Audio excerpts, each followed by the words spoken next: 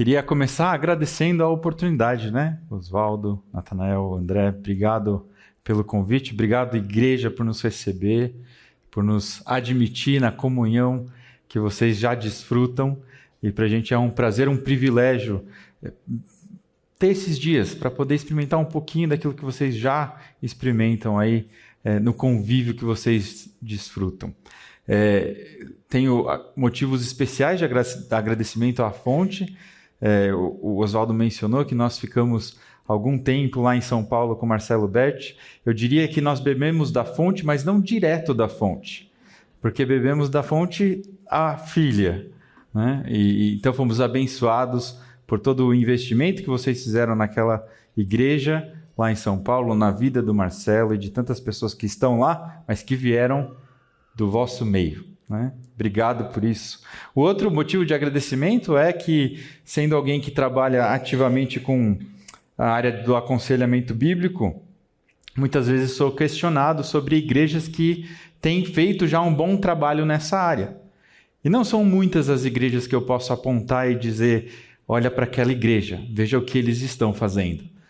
E a fonte é uma dessas, né? A gente pode ver de fora e conhecer de mais de perto ao longo desses últimos anos que estamos caminhando um pouco mais próximos de vocês, a fidelidade que essa igreja tem exercido no cuidado das pessoas, um cuidado que é evangélico, que é centrado na pessoa de Jesus.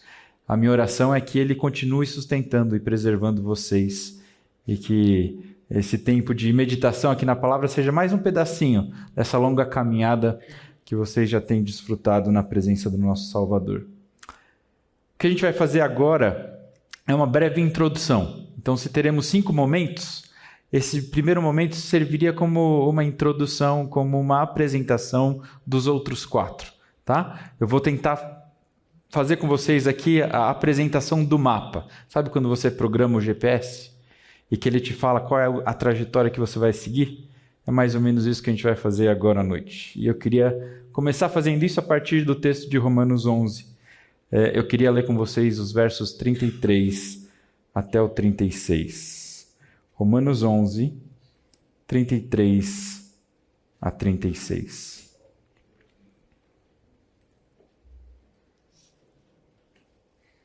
Romanos 11, 33 a 36 diz: Ó profundidade da riqueza da sabedoria e do conhecimento de Deus! Quão insondáveis são os seus juízos e inescrutáveis os seus caminhos! Quem conheceu a mente do Senhor? Ou quem foi o seu conselheiro? Quem primeiro lhe deu para que ele o recompense? Pois dele, por ele e para ele são todas as coisas. A ele seja a glória para sempre. Amém. Deixa eu orar mais uma vez. Pai, abençoa a tua palavra, que os nossos corações, pelo poder do Espírito, recebam essas palavras que são vivas, eficazes, para nos transformar, para transformar os nossos casamentos. Que saiamos dessa noite, desse tempo, desses dias, edificados em Cristo, transformados à sua imagem. Esse é o nosso desejo, nosso clamor, no nome dele. Amém. O casamento no contexto do Brasil enfrenta sérias dificuldades. De acordo com alguns dados mais recentes do IBGE, o número de divórcios de 21 para 22 saltou quase 9%. A taxa geral de divórcios a cada 1.000 pessoas saltou de 2,5 para 2,8. Logo, o aumento de divórcios não se trata apenas de uma proporção ao aumento populacional do Brasil. Além disso, os casamentos têm durado menos. Se em 2010 a média de duração dos casamentos era de 16 anos, agora a média está ali nos 13,5. Esses dados eles refletem uma tendência, né, de separações e divórcios, uma redução do tempo em que casais ficam juntos. E ao mesmo tempo disso você vê uma certa romantização dos divórcios e das separações. Parece que o caminho da felicidade precisa ser justificado a qualquer custo. A qualquer custo. Mas existe beleza no divórcio? Talvez alguns filmes, talvez algumas músicas, talvez algumas celebridades ou artistas estejam advogando que sim. Talvez alguns vão destacar a jornada do autoconhecimento. Hoje eu já não sou mais a pessoa que eu era antes, eu estou me descobrindo. Talvez em outros aspectos essas pessoas digam que elas estão se definindo finalmente. E nessa definição, nesse autoconhecimento, você não cabe mais na minha vida. Talvez outros romantizem os divórcios como recomeços. Afinal, quem não merece uma segunda chance? Para outros ainda, o divórcio significa uma libertação.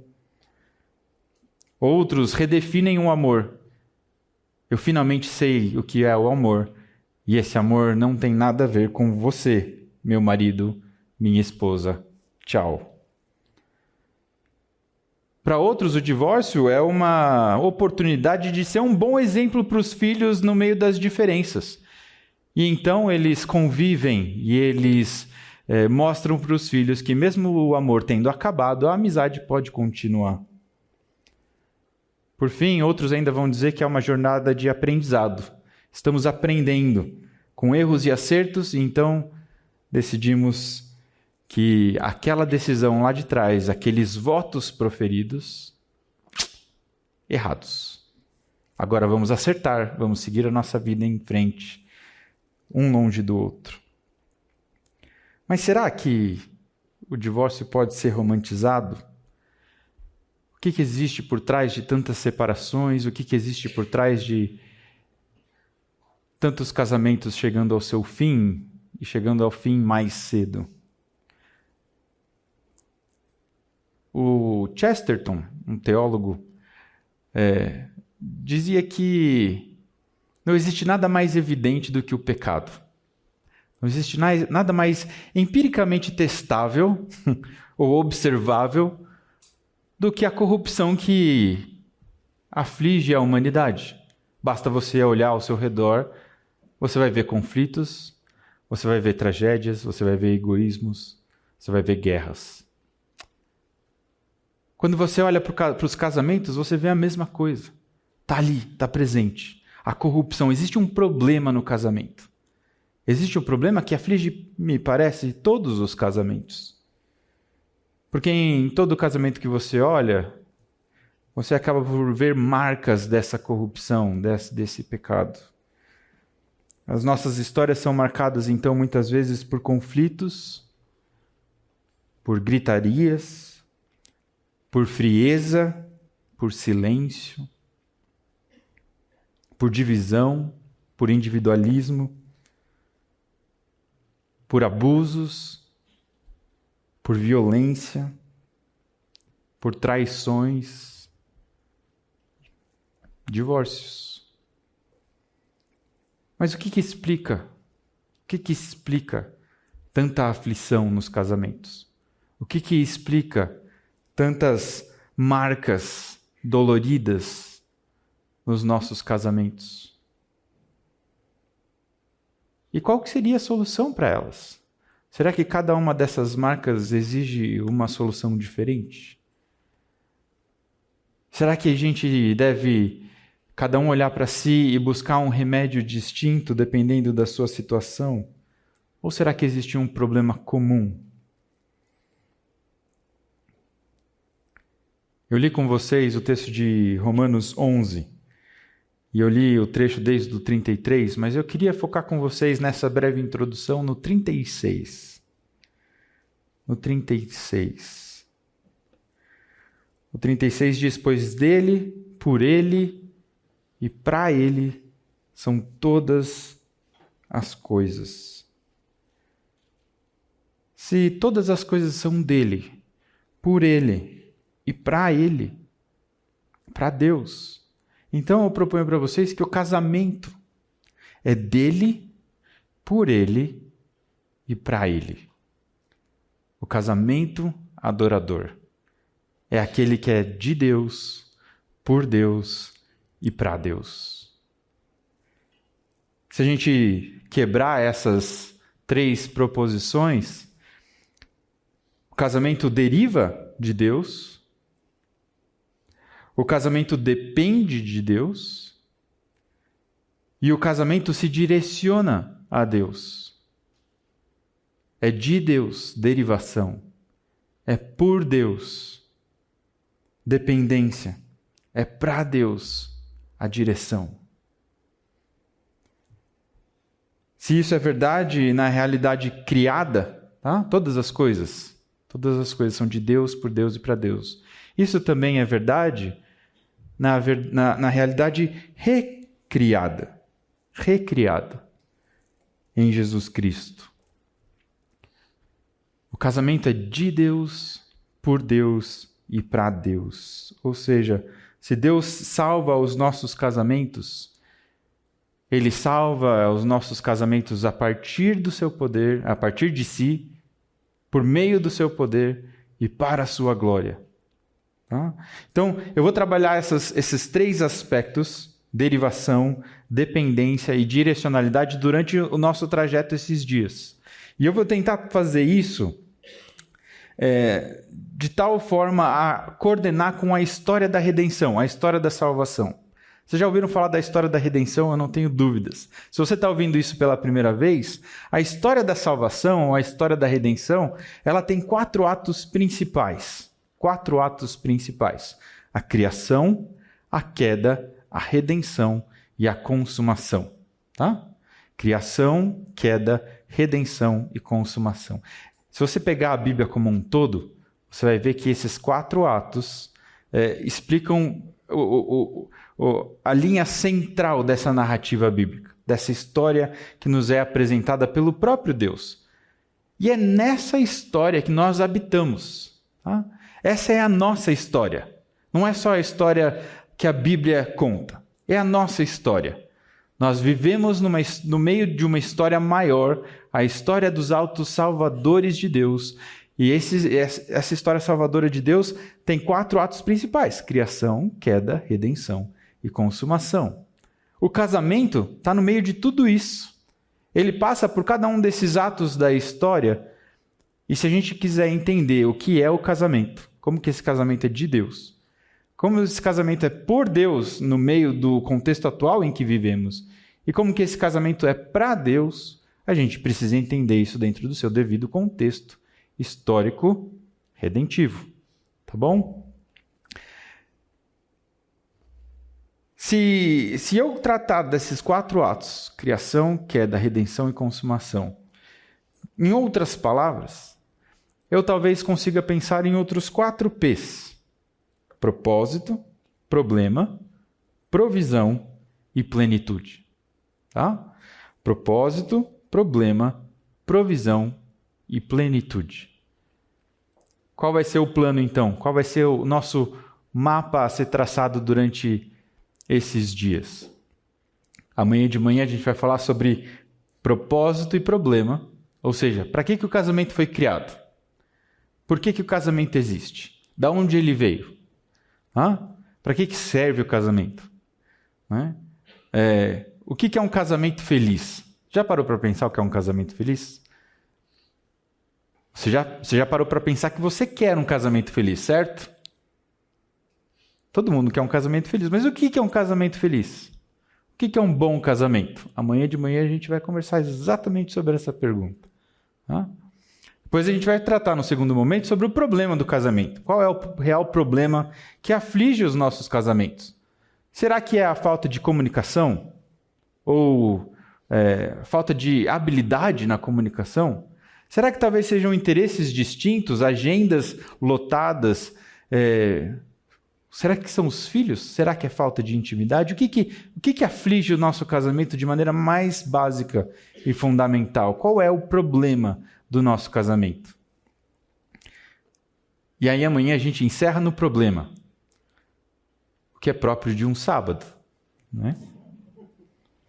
Mas no domingo a gente vai tratar então da provisão e da plenitude. Afinal, a história dos atos salvíficos de Deus não acabam na queda. A história se completa na redenção e na consumação. Eu espero, com essa trajetória esses dias, que o seu casamento entenda o seu propósito e que o seu casamento, você marido, você esposa, saia daqui encorajado para cumprir esse propósito em completa dependência. Para quê? Para glorificar a Deus, para ter o seu casamento direcionado, a sua vida direcionada para a glória de Deus. Porque se a gente fizer isso, casamentos bons, casamentos de fato felizes, Nada mais apropriado, então, do que começar com o texto de Romanos 11, Porque é tudo sobre doxologia, é tudo sobre glória, é tudo sobre o render essa glória, o render esse louvor a esse Deus. Ó profundidade da riqueza da sabedoria e do conhecimento de Deus. Se tem alguém que sabe o que é o casamento e para que ele serve, esse é o nosso Criador. A riqueza da sabedoria dele sobre o casamento é incomparável. É profunda. Muito mais profunda do que a gente consegue alcançar. E se a gente não consegue alcançar, então a gente está falando de algo que é insondável. Quão insondáveis são os seus juízos e inescrutáveis os seus caminhos. A gente só consegue ter algum tipo de contato com aquilo que está na mente de Deus, porque esse Deus, queridos, esse Deus é um Deus tão gracioso que Ele dá de si mesmo para nós na revelação. Ele entrega para a gente a verdade sobre o casamento. Ele fala com a gente em palavras compreensíveis a nós humanos. E Ele explica então essa sabedoria para nós do que é o casamento, de onde ele veio, para que ele serve e como que a gente pode viver nesse momento da história com os propósitos que Ele nos propõe desde o começo. Viver sabiamente, eu gosto de dizer isso, viver sabiamente é viver do jeito de Deus no mundo de Deus. Para a gente viver sabiamente no nosso casamento, a gente precisa então entender qual é o jeito de Deus de viver no mundo de Deus. Qual é o jeito de Deus de viver no casamento de Deus? Aquele casamento que é de Deus, por Deus e para Deus. Quem conheceu a mente do Senhor? Ou quem foi o seu conselheiro? A gente precisa do conselheiro que não tem conselheiros, que é o próprio Deus. Quando Ele aconselha os nossos corações, Ele direciona as nossas vidas e fala, é por aqui, é por aqui. Existem caminhos que para os nossos olhos parecem bons, parecem caminhos de felicidade, parecem a receita perfeita para o casamento. 10 passos para o casamento feliz. 7 dicas essenciais para transformar o seu casamento. E a gente compra os livros de autoajuda e assiste o expert, aquele guru que sabe tudo do casamento, ou vai na conferência do coach que vai te ajudar a revolucionar o seu relacionamento conjugal, e você vai e faz terapia e busca todos os recursos, mas o inventor do casamento está esquecido tantas vezes. Ou o criador do casamento está esquecido quando eu leio e tento fazer na força do meu braço.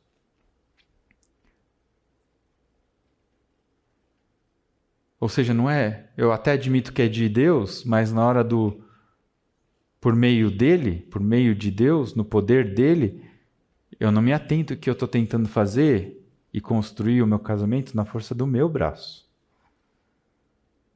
Ou, no final das contas, eu até sei que não é na força do meu braço, mas na hora que eu penso em termos de propósito, em termos de finalidade, em termos de glória, tudo que me vem à mente é: eu preciso ser feliz.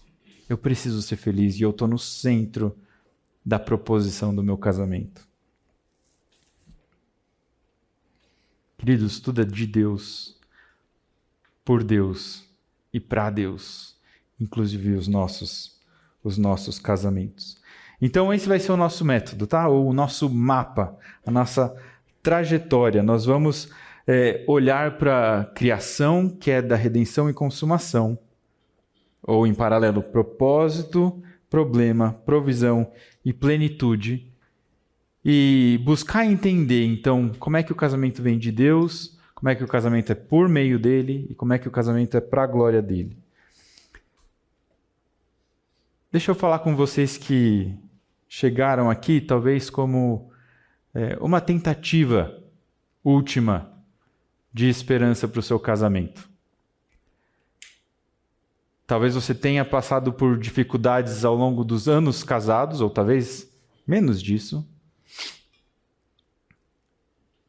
E ainda tem esperança de que pode dar certo. Deixa eu dizer para você, se existe esperança, essa esperança não está no segredo que você vai aprender. A esperança que você busca, ela não está nas novas estratégias que você pode eventualmente compreender. Se existe esperança, essa esperança está no Deus da esperança. O Deus da esperança. Abre comigo lá em Romanos, capítulo 15, algumas páginas à frente.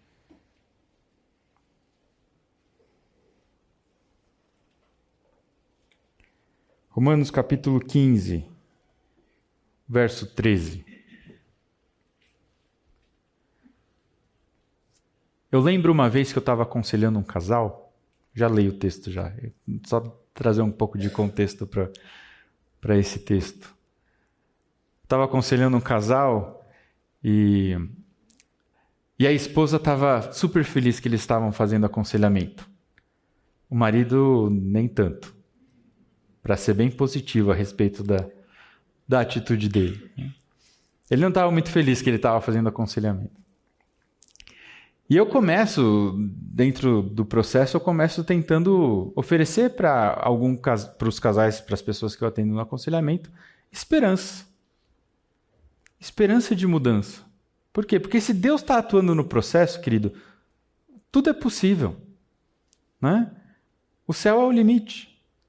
Né? Porque se Deus é todo-poderoso, se Deus é sábio, se seus caminhos são inescrutáveis e se eles são altos demais para a gente compreender, mas Ele está atuando, Ele está agindo, Ele está derramando poder por meio do seu Espírito.